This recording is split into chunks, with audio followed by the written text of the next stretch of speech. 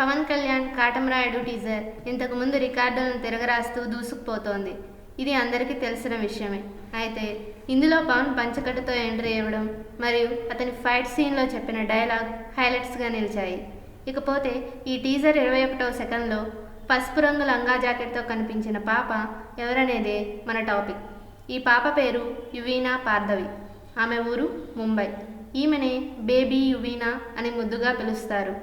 AVM production బ్యానర్లో వచ్చిన తమిళ serial ఉరవకుకై కుడుప్పంలో child ఆర్టిస్ట్గా పరిచయమైంది. ఆ తరువాత 2014లో వచ్చిన అజిత్ వీరం సినిమాతో ఫిల్మ్ ఇండస్ట్రీలో అడుగుపెట్టిన ఈ పాప కాటమరాయుడుతో తెలుగు ఫిల్మ్ ఇండస్ట్రీలో కూడా డెబ్యూట్ చేస్తోంది. ఇప్పటి వరకు 13 సినిమాలలో ఈ పాప నటించింది. వీరంలో నాజర్ మనవరాలుగా నటించిన ఈ పాప ఇందులో కూడా అదే రోల్లో కనిపించబోతోంది. మరిన్ని తెలుగు సినిమా అప్డేట్స్ కోసం మా ఛానల్ని సబ్స్క్రైబ్ చేసుకోండి.